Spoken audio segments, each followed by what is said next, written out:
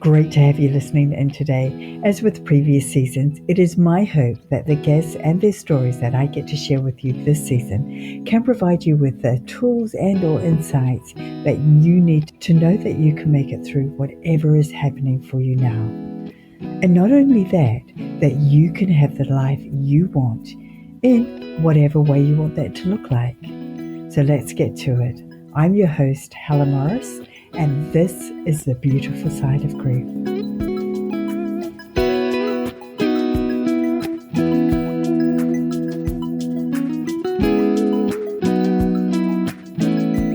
Chances are you are one of 17 to 35% of people estimated to be taking care of someone in your life. Or maybe you have recently done that. Caregiving can take a huge toll of your health and result in you being at risk for depression, anxiety, sleep problems, substance abuse, and stress-related physical health problems, including things like high blood pressure and compromised immunity. Maybe you recognize some of those risks in you right now. If so, let's see if we can give you some ideas to get on top of that.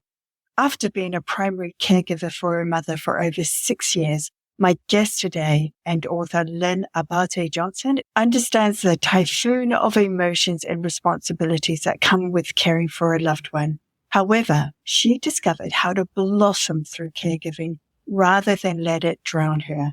Because, like most caregivers, Lynn juggled caregiving duties with a full-time career. In her daily life, she's a business consultant and community builder. In this latter role, she speaks with cohorts of caregivers to help them discover they are not alone. Everything's going to be okay, and there are tools they can use to ease the burdens they might feel as caregivers. Her book, Out of Love, provides care for caregivers by giving them the emotional and logistical support they need. So we're going to explore all of this and more in depth today. And the intention I am setting for this episode is for you to come away feeling more empowered to recognize what areas you are lacking in self-care and have some tools that will help you get back on track to being a more positive and happier you. Thanks for listening in, and I'm wrapping you up in loads of loving energy. So, Lynn, a very, very warm welcome to you, and thanks for joining me after relatively short notice for this chat. Thank you so much for having me, Helen. I'm so glad I discovered you and that you discovered me. I know. I love how the universe makes it happen. I just get connections coming out of the ether, as I like to call it, because I have no idea where people find me sometimes. Mm-hmm. But you know, what we are going to talk about is so, so important because, as I mentioned, there's up to a third of people caregiving for others in their life in some capacity or another, and probably struggling and not coping and feeling guilty because they're doing less than a stellar job at it. So I'm excited to be talking with you today. And one of the first things I noticed when I started checking out your profiles to prepare for this interview was your self-care bingo card on Instagram. And I just love that. And these are the types of tools that I'm so excited to be talking with you about. So let's kick off the hour with a little more about the situation of you and your mom and what led you to be her carer for over 6 years.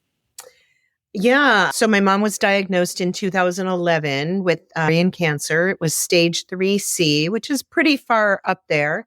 They call ovarian cancer the silent killer because the symptoms often don't appear until, it's pretty much got you in its clutches and you're going to be a goner soon. So that's the kind of thing that I thought was happening. And we were fortunate. In our case, mom lasted for a little over 6 years. She made it to her 80th birthday. And all of a sudden, our family was thrust into being family caregivers, which I didn't even know was a thing. I didn't even know caregiver was a term.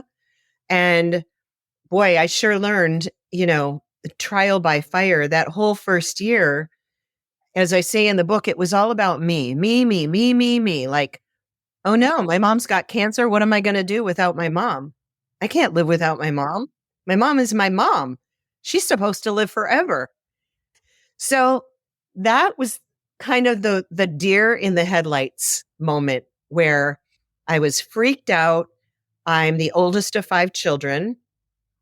Fortunately, I used to tell my mom, it's a good thing you had 5 kids because I can share, some of this caregiving burden with my siblings, which I did. And I still felt overly responsible. I'm learning now because I've been working with a coach for the last few years. It was an over responsibility. It was trying to be in control of things that I could not control. My mom was also a control freak. And so when, something catastrophic, a diagnosis like that comes into the family, it becomes a family dis-ease, I call it. You're all out of balance, you're all out of whack, and the physical symptoms are out of balance, the emotional systems, the nervous system I've been learning is impacted. And yes, it is a trauma that adds into an already full life. And I was already working full time, as I still am. And so becoming an all of a sudden caregiver was no fun. And there was no guidebook. There was no way of knowing what to do. And there probably was, but I was too in it. I was too in the tunnel and the darkness Yes. of what was going on to even be able to look up and notice what was going on around me. So consequently, we started the online journal. Niece created this log on this wonderful online journal.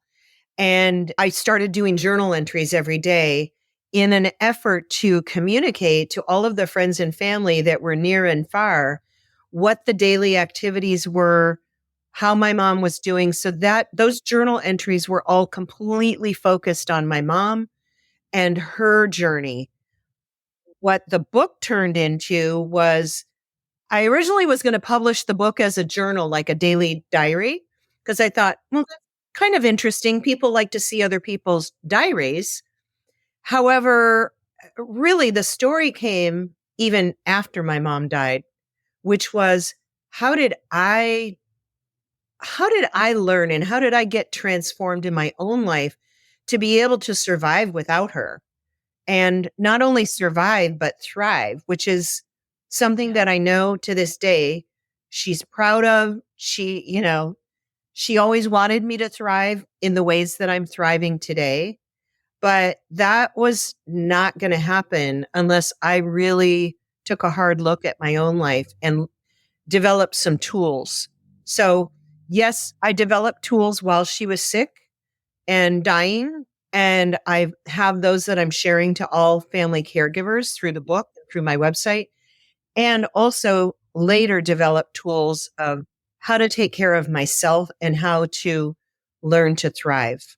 Wow, there is so much to unpack there. So we're going to go back and take a look at you and was it your niece that set up that online journal? Because what a fantastic idea for a start. Yeah. Again, something we didn't know existed, and it's a free platform. Anybody can use it.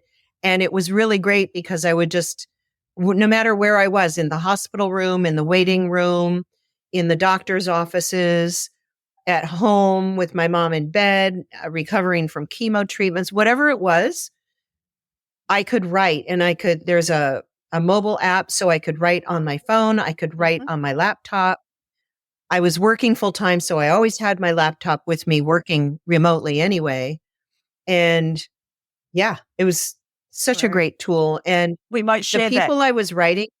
Yeah. It's caringbridge.org. So caring, CARING, bridge, like BRIDGE.org,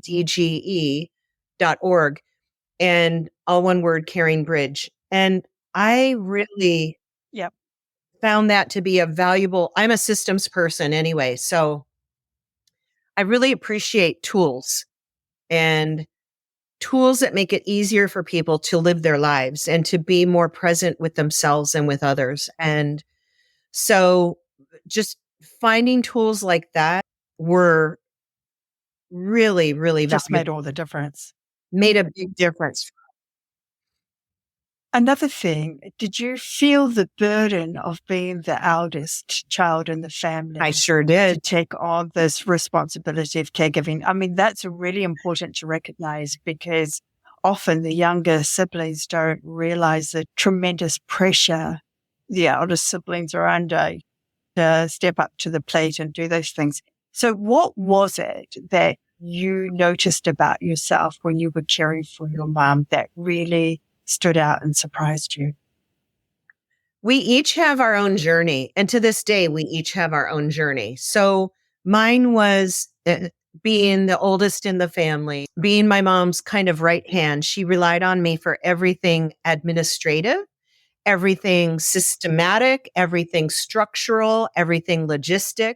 So I was that member of, the sibling group that my mom relied on for all of that. I handled her mail. I handled her bills. I helped with, appointments and also delegating to the other siblings what was happening and how each one could use their own gifts to help care for my mom. And the thing about it is that understandably, when you're in your own trauma and you're having your own freak out moments, I don't think it's possible to really relate to other siblings in the way that we may be able to relate after the fact or in hindsight. And so when we were in it, we were just plowing forward, plowing ahead, using our gifts. And I write about this in the book too, about how each of us contributed different of our own personal Can you gifts. give us some examples? Yeah, like one would read the reports. So I would get the reports, the lab reports and other surgical reports faxed to me at my fax number. I would print them out. And then my mom, when she was feeling well, my mom wanted everything in paper because she was old school. So I would print out the reports, and then my mom and one of my sisters in particular would go through the reports. They would comb through, and then they would highlight different informational items that they wanted to ask the doctor about. So we did not wait to get to the doctor's office to go over the reports. We were proactive, and there was no way I was going to be doing all that report reading. I would just not be good at that. So Yeah. one of my siblings did that. Another one did the cooking and the grocery shopping. Another one would go and do pharmacy pickups and run errands. And all of us, were keenly aware. I don't have children of my own, but my 4 siblings did. And there were 4 of us out of the 5 who lived locally, and they all had children. The 3 local ones had children there that were younger. And so there was that added, kind of sandwich generation thing that we talk about, where you're raising children and then you're also ushering out your aging parents, your elderly parents. So everybody has gifts. Everybody has their own emotional response to trauma. And, we all did the best that we could at the time. I love that. For me, is the bottom line. Like that Ram Dass quote, we're all walking each other home. We're all just walking each other home. Yeah. And you don't know what you don't know. Hindsight's a wonderful thing. So you can look back and say, oh my gosh, I should have done this, or I could have done that. And, what about doing this? But, that's what hindsight is. It's looking back and, with a clearer lens, perhaps. When you're in the midst of it, you are doing the best you think and know how to do it. Yeah. So, yeah, I remember feeling like so often, and I'm sure my siblings felt this way too, that we were in tunnels, like we were each in a tunnel and we just had to do what was in front of us to do. And then the ones who had children also had to make sure the children were cared for. And the husbands kind of helped with that. My husband helped with that. My brother-in-law helped with that. My brother helped with that, just making sure that that the children, the nieces and nephews, were tended to. So you mentioned that your mum was a strong woman and you were also very strong. You're the organizer. Let's get to it. Able to cut through everything. That must have been tough for both of you and having the roles switched to a degree. How did you navigate that? Yes, it was interesting. My mom was a lot more pragmatic than I. I would tend to get more into my emotions and my fears it's the first time I ever knew what anxiety was. Oh, Like personal anxiety. I had never experienced anxiety before 2011. wow. And when she was diagnosed, I was so anxious and worried to the point where about losing her, to the point where I wasn't able to sleep at night. So I'm already a what you would call maybe a type A personality, where I'm very, I was raised to be a productive member of society, right? And doing. What I never learned was to be, and to be quiet, and to be alone with my thoughts. And so consequently at night, I could not turn my brain off. I could not stop spinning emotionally. And at one point, I actually risked getting addicted to Ativan because I couldn't sleep. And so a couple of my mom's sisters came to visit us from Michigan before she started chemo, after her big surgery and before chemo. And they took one look at me and they said, "Oh, honey, you need to sleep." And I said, Did you recognize this yourself? I did. I was pretty worn out by that time, because she had her big surgery in February and then she started chemo in April. During that time, I just, again, with the over responsibility, I felt like everything was on my shoulders. I was carrying the weight of the world. It was a very kind of in my ego place to live, that I had to do everything. I was responsible for everything, everybody, my siblings, my mom, my husband, the kids.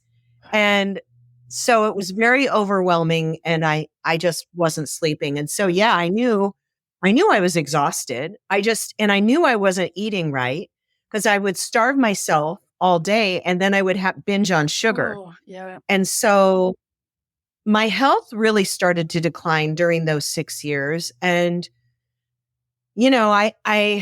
I had to make a choice. When my mom died, that's when I made the choice to look at myself, because she wasn't there anymore for me to distract myself with. And so it was a real awakening, and still not really fully awake, just kind of like, there's some work to do here. And so, and I tried the Ativan, but then as soon as I started feeling and it was like a 0.5 milligram, so it was nothing. But as soon as I started to feel like I was going to need more Ativan to keep me sleeping longer, that's how I knew I needed to get off of it. So I went to a professional, like a healer, and they prescribed me some herbal remedies, and I got off the Ativan using herbal remedies. And so, and still today, I'm not like, I wouldn't even take so much as an aspirin in my whole life. And so, I just don't like the chemicals in my body. And so I'm very much, like a hippie. Yeah. But you can see how Like- easy people can get Mhm. caught in that whole cycle of addiction when they go through something like this, can't you? Because, because of your personality, you manage to recognize and pull yourself out of it. But, I guess for some people, I'll just have a glass of wine, at night just to calm For me down. sure. And then it's 2, and then it's more, and then it's the whole bottle. Then, yeah, you can see. It's exactly, it's exactly what you said in the intro, that so many of us my addiction has always been food and sugar in particular. And so I would go there to satisfy myself or to fulfill needs that Yes. were not met. I've learned it all goes back to unfulfilled needs or unmet needs.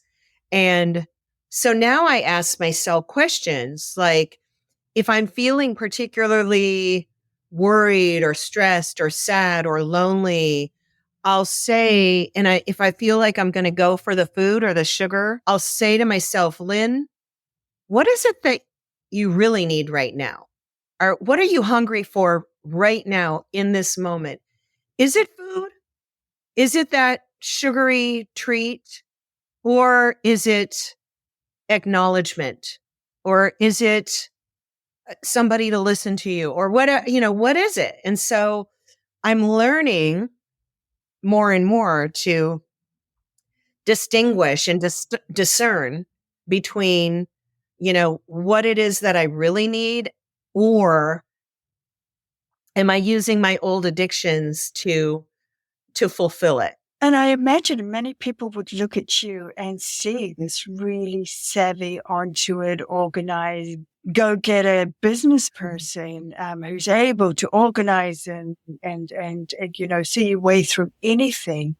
Yet here you are at your age now, through this really tough journey and experience, having this awareness of those key things to what you really need, and then being able to apply them like you've just mentioned. What is it I really need now in this moment? Mm-hmm. And that's huge. Yeah, and it's also it has been huge for me, really, Helen, because it goes back to that child within me, right? Who learned a certain way of getting by in life, getting through in life, being productive in life, being accomplished in life, and making sure that everybody else was taken care of at the expense of my own self-care, of my own awareness even. And so here's my work today. As you said, like at my age and at my stage of kind of being an accomplished business person, it is still important for me to have those conversations with that inner child and to comfort that inner child. And if I have to do it physically, like with my hands on my heart and a softer voice and a question, and then really listening for the answer, that's what I'll do. I will ask that inner child, what do you need right now? And then I'll stop and I'll pause, which I never used to do before. I used to just didn't get a response. Oh, well. And, I didn't have any patience before my mom was diagnosed either. And so here I am, like, go, go, go, go, go, do through my life. And now I'm practicing the beingness of those are human. the beautiful things that come out of these grief experiences and what you've gone through with your mum. And that's why I say there is a beautiful side to our grief, because we get these unexpected benefits and windfalls from it, and just these understandings if we're open to allowing ourselves to go there. And I think that's truly profound. Let's have a look at working and caregiving, because many people have to work and also juggle caregiving with a full-time job. What tips do you have for anyone who may find themselves in this situation? I didn't do a very good job of this when my mom was diagnosed. I worked in the Silicon Valley in California in a tech company. It was a startup tech company. And I didn't know the people at work very well because I was working remotely and only going into the office usually once or twice a month, because it was a 2.5-hour drive through San Francisco and down into Sunnyvale.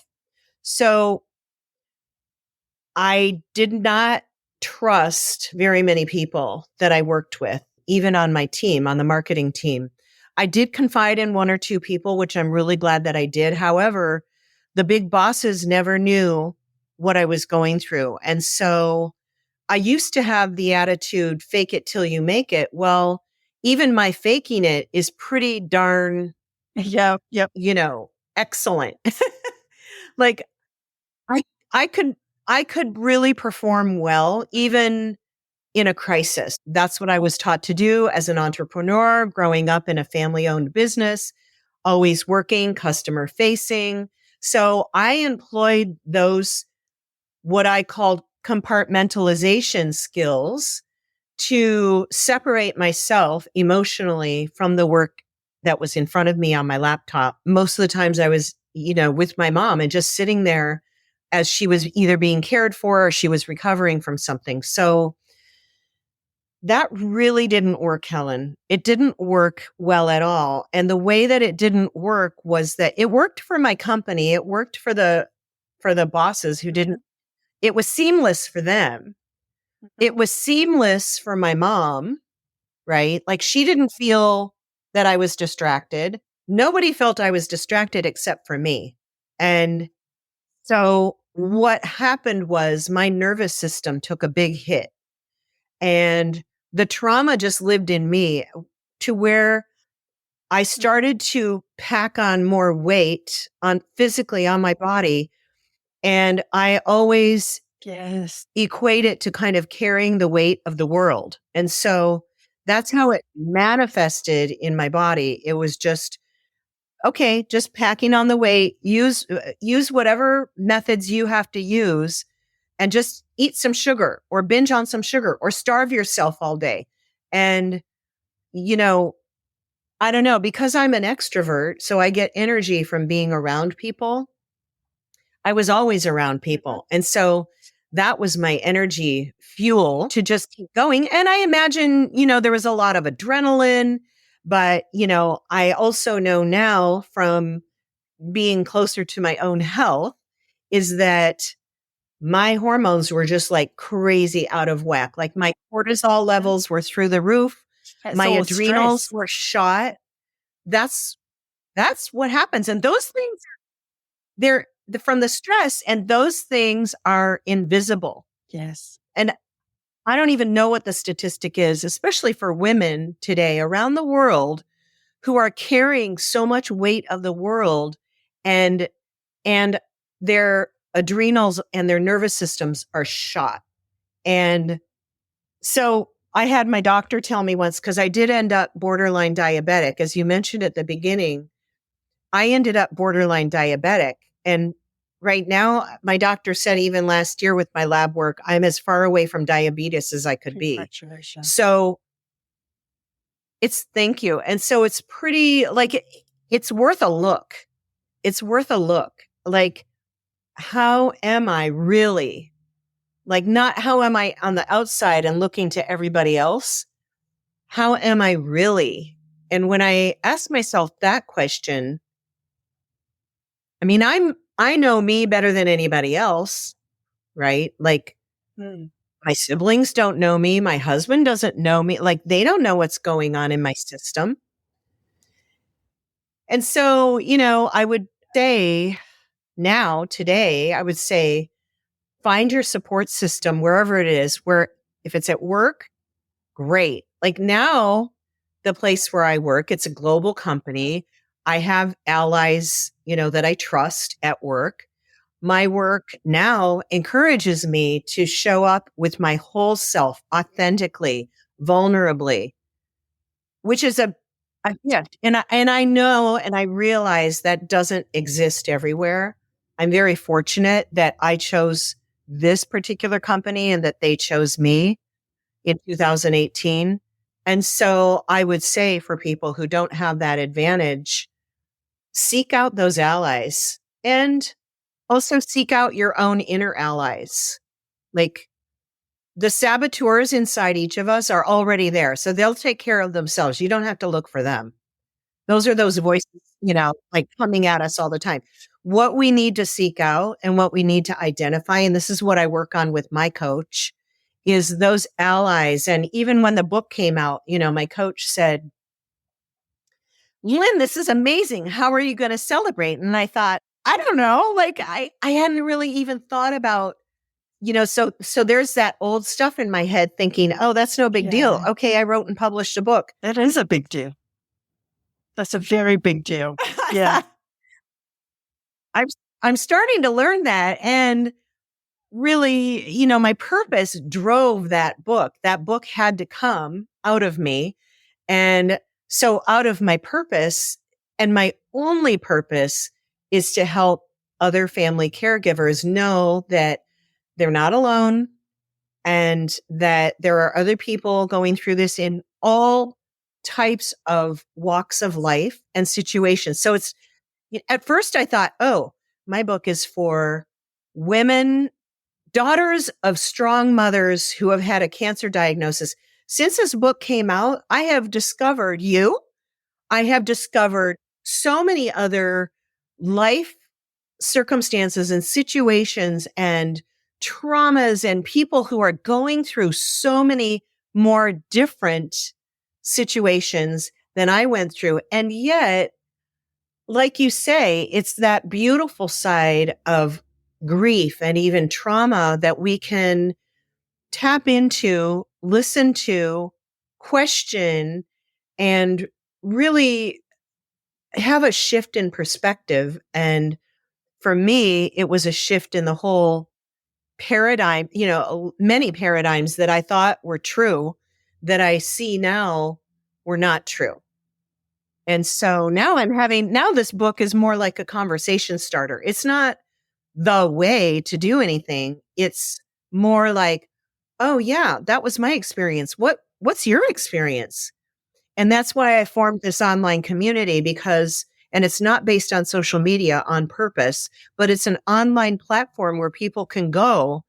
And I want there to be conversations as it grows. It'll grow over time. It's very small right now and very intimate. It'll grow into something that's by and for caregivers so that we can all exchange stories and ideas and what's working and what's not working. And what are we feeling guilty about? And what are we feeling ashamed of? And how do we navigate those things that nobody really wants to talk about? I certainly didn't want to talk about it. Let's talk about that. You're a strong lady and really up there in business. And what made you?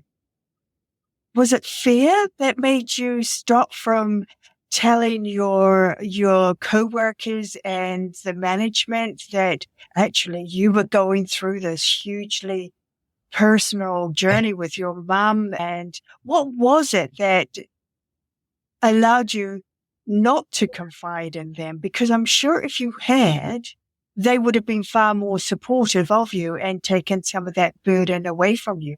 But you chose to carry it. Well, one of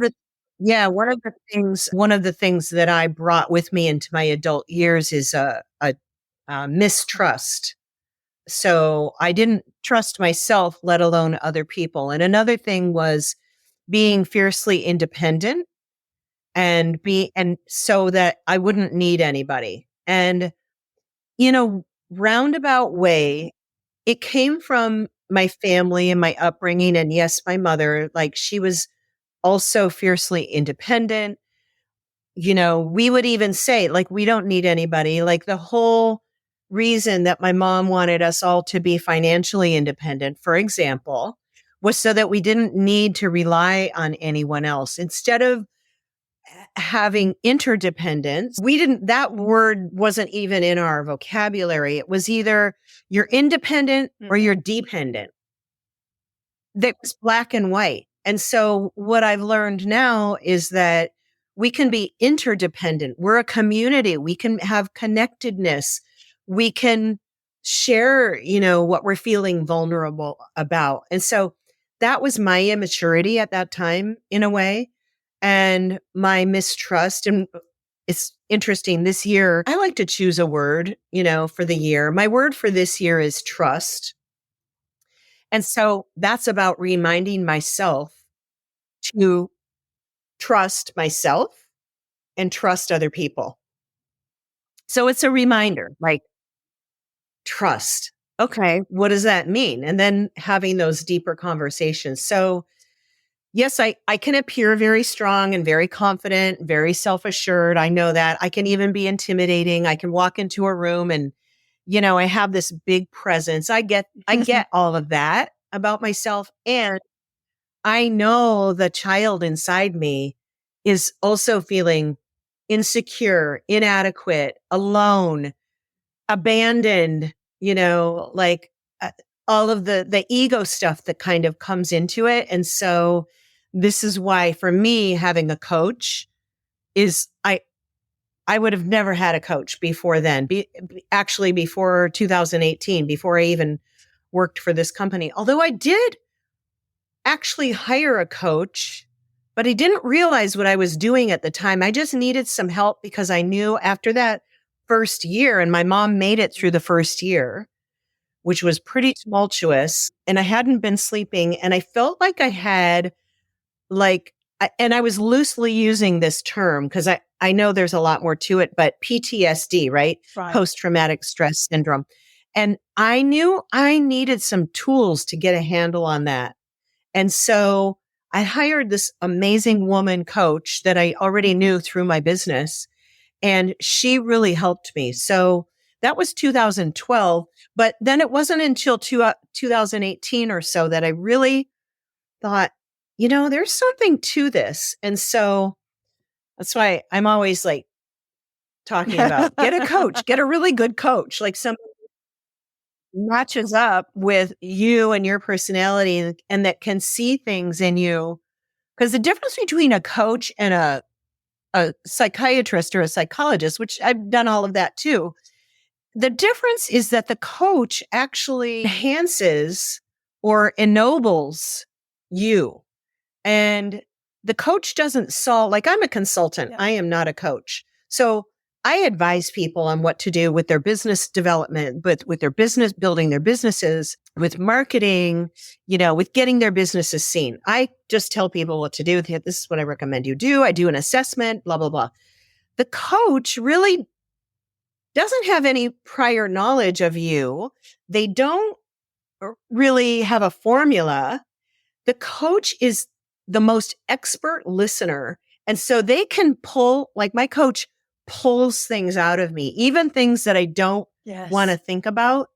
She pulls it out of me. And I have had so many sessions with her where I can't even believe I said what I just said to her. And I bet you didn't even know that was within you. And I think I didn't even know it was there. And a lot of times you go into coaching or any kind of, help treatment, when you seek out a professional, you go in for one reason, but really it's not that reason or it's not that thing that you thought you needed to solve. It was actually something else. And so I think that it really helps to have somebody who's really expert at doing that deep listening and that is a professional in that to be able to draw you out and to help you start to think about things that maybe you don't want to think about. However, there's a big payoff, there's a payoff in being sick and being unaware and being in denial, right? There's a payoff for sure. And I have found in these last many years since my mom died, there's a even bigger payoff, a healthier payoff that is better if I'm trying to take care of everybody else in my world, my family, my husband, my, nieces and nephews. There's a bigger payoff in me being what I used to think is selfish. There's a bigger payoff in me taking care of myself than just me being healthier. The payoff is actually for my family as well. Yeah. And so while I've learned to draw boundaries and I've learned to be more cautious about how much of myself I give away, that causes discomfort, right? In any family system that's used to the oldest daughter taking care of everybody. When that person, me in this case, steps back and says, no, I'm not doing that anymore. Or no, I'm not going to think that way anymore. It causes issues, right? Because yeah, it does. Now let's explore that, because have you seen your sisters or the rest of your siblings undergoing the same sort of process that you have with that awareness of caregiving? So why do you suppose it's happened for you and perhaps not to the same degree for them? It's very much to do with our individual personalities, our nervous systems, the way that we process and manifest life circumstances, things that happen to us and our families. Like I said, all of my siblings have kids. I don't. So there are so many different elements, and Yes. I'm not on, they're not on the journey that I'm on. And I, you know, I don't even know if they would read the book or if they would be interested in reading the book. I don't have any assumptions about that, or even any of my family members. I mean, I told my youngest sister, I said, I don't even know that, any of the family would really care to read my book, because they kind of lived through it and they were reading my journal entries every day. Unless they were interested in my journey, the book's not really about my mom. She was the catalyst for that. Yes. And it's really more about my journey and my transformation and what I've been experiencing. So no, the journey is definitely not the same for 5 siblings, and, in any family system. That's just the way it is. And I don't have any assumptions about, I don't use the word should, because I think it's a terrible word, but I don't want to should on anybody else. So I will stay with myself. And, I know that my healthy habits and the healthy lifestyle that I've started in these last few years to cultivate for myself has a side benefit for my husband, for example, but he lives with me. Mhm. So, and he chooses every day to either be healthy or not be healthy, just like I do. Yeah. And so I think that's a beautiful thing. I think it's a really beautiful thing to acknowledge. And it hasn't been easy for me, believe me. I don't No. like feeling uncomfortable, and I hate saying no. I hate it. And I hate it when people say no to me. And so I don't blame people for, being kind of put off by, where I'm at in my journey right now. And that's perfectly normal, and it's expected. And like, the beautiful side of it is I love what you're doing in the world in that. So the beautiful side of it is that this is my journey, and I don't have to worry about, like, I used to be so worried about everybody else's life and how they were doing and how they were functioning and how they were either thriving or surviving, or, I used to want to tell everybody how to live their lives. I thought if everybody would just do how I think they should do, including my mother when she was sick and dying, then life would be so easy. Why don't you just do what I recommend? Oh, I love that. Hey, Lynn, I'm really aware that we're heading up to the hour. Do you have time to carry on a bit more? Because I feel that there's still some really valuable information we can unwrap here if you have the time. Yes. Okay. Whatever you think. You're the boss. Okay. All right. You've given me the power. Wow. See, look how much you've changed. Hey, I want to explore some of the things that people would brush over or sugarcoat in their caregiving, because I think this is Oh, wow. important, because people often come across like you probably did. Everything's okay, faking it. Yeah, I'm in control. I'm doing really well. When in fact, underneath, there's a whole gamut of things happening. There is. And there's a chapter in my book, and if I could use a little bit of a swear word, Sure. it's eat the fish, bitch. That's the chapter. Eat the fish, bitch. Yeah. And so this chapter it touches on the way that I viewed my mom and her. When you're going through chemo, there's a manifestation called cachexia. Cachexia. It starts with a C. Cachexia. Cachexia. That's when the wasting syndrome. It's Oh, a syndrome yes. of wasting away. So the chemo Anybody who's gone through this knows exactly what I'm talking about. And my mom was wasting away. In the first year, she had a very, very aggressive chemo. She enrolled herself in a clinical trial, which my mom was always game for a big adventure and to take a risk if it was going to help other people in the future. She was very generous in that way, to almost to a fault at times. And I couldn't handle it. I could not handle it. My mom was wasting away and I was blowing up with extra weight while I was abusing my body with sugar and food. My mom was starving herself to death. There's even a picture in the book of my mom there's a bunch of pictures in the book of my mom and I together. And you can see, if you look at me now and you look at me back then, you can see the difference in the heaviness that I was carrying, but she was just wasting away and I couldn't handle it. And so what some people would say right now, like to use a label, I would like try and bully her into eating. And this is the kind of stuff, I'm ashamed to admit it, but I was freaked out. I tried everything to get my mom to eat, including bullying her and saying, Mom, this is how I bullied her. This is my version. Mom, if you don't eat that, I'm going to eat it. And then I'm going to put on more weight. And she hated that I was overweight. She hated it because she knew that it was unhealthy. And she couldn't stand the thought of me dying from being overweight or having diabetes or anything like that. And so I would just sit there, like we would sit there at meals and, she would stare at my plate of food and I'd be like, why are you staring? Please stop. Like, can I just enjoy my meal? And she would be trying to control me and not have me eat. And I would be trying to control her and have her eat. And so you see how dysfunctional that is? Yeah. Ugh. It was like, I can even feel it right now in my chest. I can even feel how yucky that was. Like,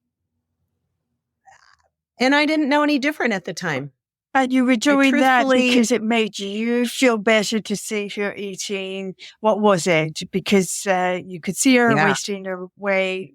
You couldn't handle that. You needed to see her eating and trying to do the best thing for her and not really understanding just the huge toll that what she was going through the chemo and what have you was having on her. Yeah. I had no clue. Like, I didn't know there was such a thing as cachexia. I didn't know that she couldn't possibly eat. She had 54 stitches from her belly button up to her chest. She had all kinds of organs, taken out. She had her colon resection. She couldn't poop right. Like, it was all so uncomfortable for her. And because she was so strong, she didn't really let on. A lot of times she didn't really she couldn't even put words to it. So how could I know what was happening in her body? And I found this out as the years went on, and I actually, just calmed down about it over the years. Like, I stopped trying to get her to drink her water. Like, she hated drinking water, and I'd be like, Mom, drink your water. I don't want you to get dehydrated, and I don't want you to, Mom, do your breathing exercises. I don't want you to get pneumonia. It was all out of fear. Bottom line, I didn't want her to die from starvation. And I used to say to her, how ironic would it be? Like, you're the biggest foodie in my life. She was always a foodie. She was always a really good cook. How ironic would it be if you died of starvation? She got down to 79 pounds. Her normal was 110, 115. She was a tiny little person to begin with, but 79 pounds, she looked like a skeleton, and I just couldn't handle it. So again, it was all about me. As we do. As we do.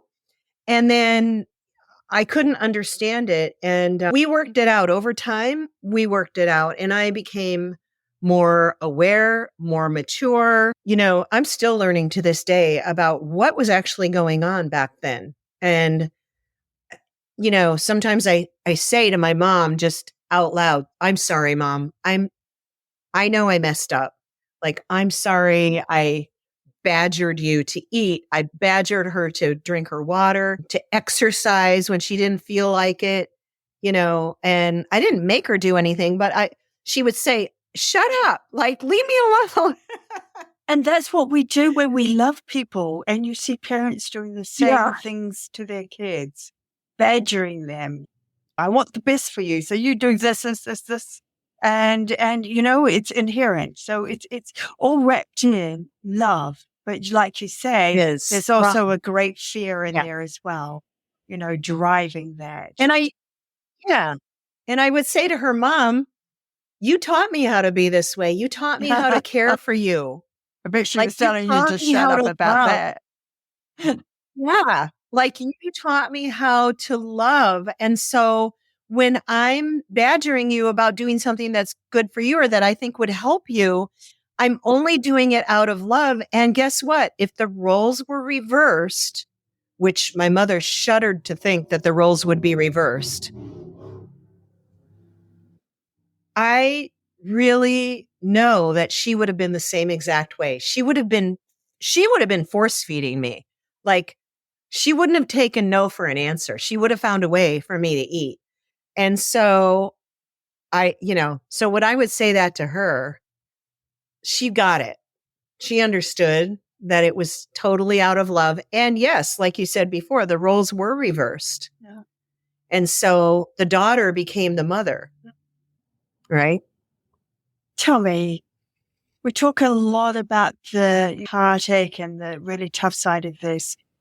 Could you find humor in the situations with your mom that were like, you must have seen some horrific stuff and sat by her as she went through what we could only not even imagine. I don't think we could imagine what chemo and cancer patients go through. Even to this,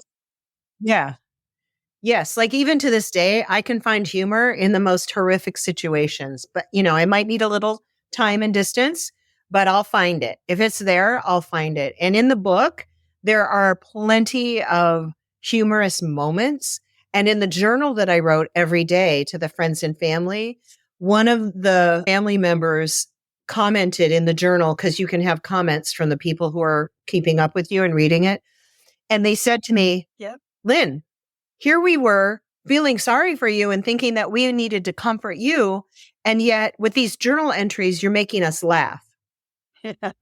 So plenty of humorous moments and stories, and it's always there. It's always there. And, sometimes when you're deep in it, you don't see it. But then once you start to gain, a little bit of perspective and some distance from it, even if it's a couple hours, right? You get like away from the crisis moment where you're just like, oh my gosh. And then you get to the, oh my gosh, that was funny. Yeah, exactly.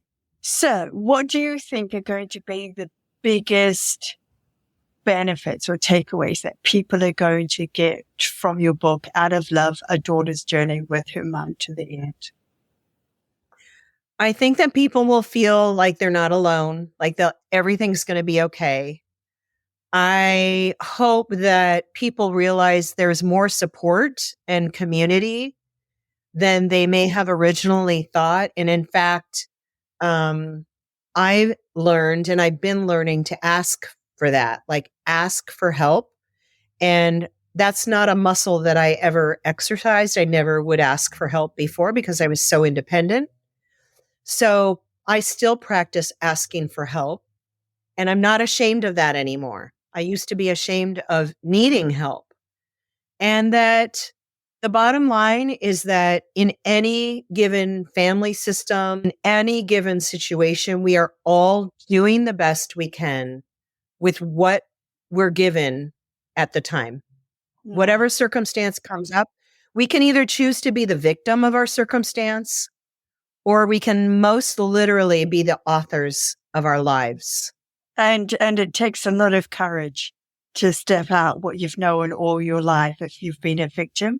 Oh gosh, I was that for so many years. And when I realized, it was like such an eye-opener to me. And had to do an awful lot of work around myself just to step out and choose to step and walk in a different role. And yeah.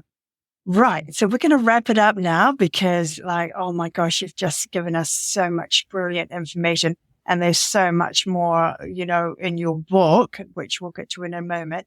But before we head there, I've got 3 things I ask everybody I interview. And we'll start off with, what is the best thing that's happened to you today?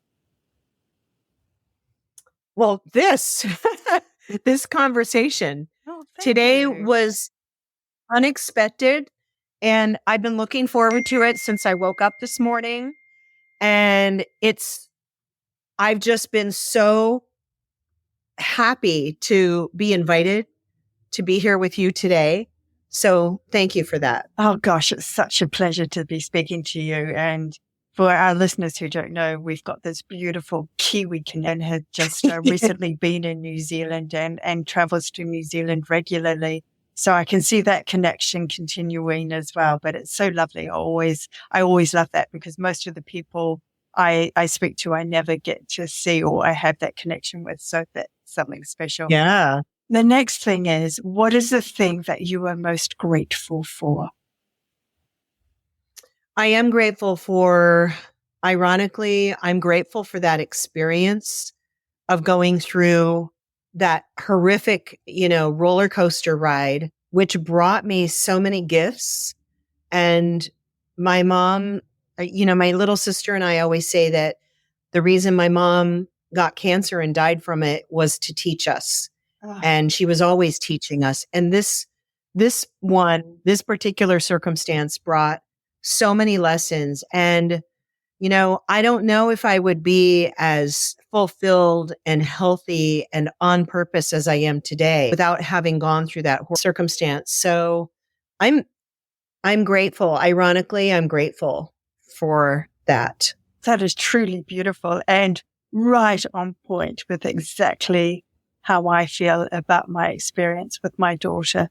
Honestly, I'm grateful to her blessing my life every single day. And yes, because she was my teacher. I'd like to say I was the mother, but really, no, she was the one. Yeah. I've always said that with our children, they teach us more than we'll ever hope to teach them. Absolutely. I agree with that. Now, the third thing I would like to know from you is that when you have moments in your day that are turning to custard, have you heard that expression in New Zealand? Yes. Turn into custard. What do you do? How do you pivot out of it? I stop. I pause. I listen. I ask myself, a question, and then I listen. I stop and pause and listen to my own voice, and not the saboteur voice, but that leader within. Yes. I call her, and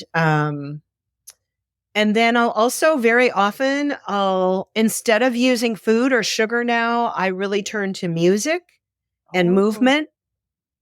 And so I'll put on some music and I'll just if I'm working, I'll just get up off my seat and move my body around. Beautiful. And that really kind of helps to change my state, as they say, or my perspective. Yeah, lift your energy. Sounds good to me, girlfriend. All righty. Okay. Any final thoughts that you'd like to leave our listeners with? I would love to build our online community. Which I know you'll have the link for that in your show notes. And I have a free gift for your listeners, which is a free PDF and audio of one of the chapters in my book.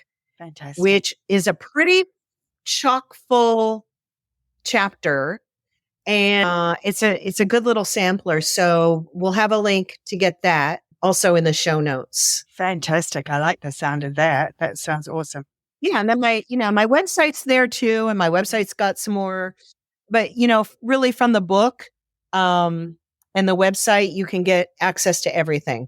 Yes. And definitely, like you mentioned, we will have all the links to your Instagram. Oh my gosh. I just love your Instagram. It's just full of all these treasures. So doesn't matter what you're going through in your life, whether it's grief, whether it's trauma, whether it's just anything, go and tap into Lynn's Instagram account and she will lift you. Honestly, it's a beautiful, beautiful account. I love that. Thank you. So I just want to say to you, Lynn, what an incredible journey of growth you've been on with your mum through this experience with her, and how privileged we are that we get to hear about that you've shared that with us and just a touch of that with us. And I'm excited to, read your full book. And like I'll just say that what it is again, Out of Love, a daughter's journey with her mum to the end.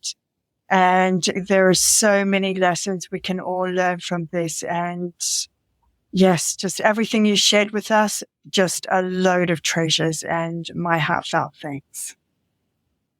Thank you so much. Thanks for having me. I appreciate it. Thanks for listening. I hope you got some real value from this episode.